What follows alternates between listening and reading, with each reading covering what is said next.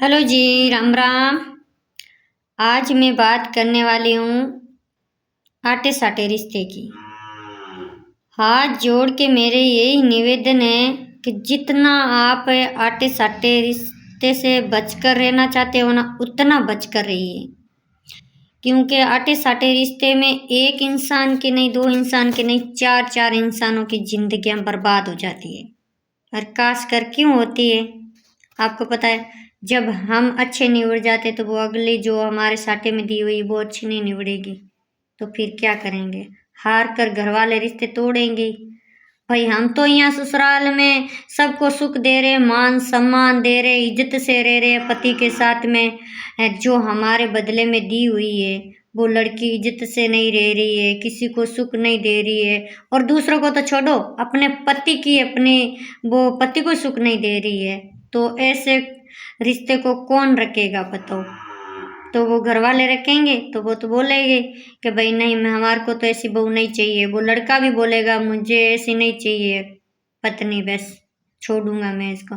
तो इसके बदले में आपको पता है, दो दो इंसानों की नहीं, चार चार इंसानों की जिंदगी बर्बाद हो जाती है। तो हाथ जोड़ के मेरी तो यही विनती है कि आटे साटे से आप जितना बच सकते हो ना, उतना बचकर रहिए आटे साटे रिश्ते से। मेरी खुद की बता दूं, देखो मेरे पति ने रिश्ता करवाया, मेरा जेठ ना आपकी लड़की दी मेरे पति के बदले, मेरे बदले में आपकी लड़की दी वो। पर आपको पता है, उन्होंने 2 बीघा जमीन का नाम लेकर 4 बीघा जमीन मेरे पति की हड़प ली, बताओ। और उसकी बेटी खास कर वो घर भी नहीं मांडती है, मेरे भाई के घर नहीं मांडती है, ससुराल में कभी किसी को सुख नहीं दिया है, कभी ससुराल में रही नहीं वो। सिर्फ 3 साल रही और 3 साल के बाद में छोड़कर आ गई यहाँ पे। आज ये 7-8 साल हो गई वो अकेली रह रही है, अकेली खा रही है। मेरे भाई का कभी कोई टेंशन, मेरे भाई की कोई खोज, मेरे भाई की कोई खबर नहीं लेती है वो, कभी भी किसी को नहीं पूछती है कि भाई मेरा पति कहाँ है, कैसा है, वो कभी नहीं पूछती है। तो आपको पता है, आटे साटे रिश्ते में जितना बच कर रहना चाहते हो ना, उतना बच कर रहो।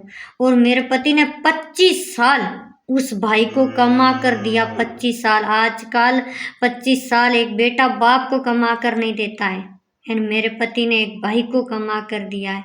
बताऊँ आपको, 5 किताब पढ़कर छोड़ दिया उन्होंने, 10 साल के थे जब स्कूल छोड़ दी। उनके बाद में पावड़ी पकड़ा दी हाथ में, खेत के माई पांत करने के लिए, क्यारी खोलने के लिए लगवा दिया उन्होंने। तो वो कितने साल कमा कर उसको दिया, और कितने साल गुजरात में रहते थे, तब कभी 20,000, कभी 25,000, कभी 30,000 लेके आते थे, उस भाई को देते थे। कितना साल कमा कर दिया उन्होंने, है फिर भी 2 बीघा जमीन का नाम लेकर 4 बीघा जमीन धोखा से हड़प ली। और उनकी बेटी घर भी नहीं मानती है। अब बोलो, मैं भी बोल देती हूँ कि उनकी बेटी घर नहीं मानती है, मैं भी छोड़ के चली जाती हूँ, तो इनका क्या हाल होता है फिर बताओ आप। इन्होंने 25 साल भाई को कमा कर दिया, वो ऐसे चला जाएगा। 4 बीघा जमीन, 2 बीघा जमीन का नाम लेकर बोला मेरी 2 बीघा जमीन दो, तुम्हारे बदले में मेरी लड़की दी।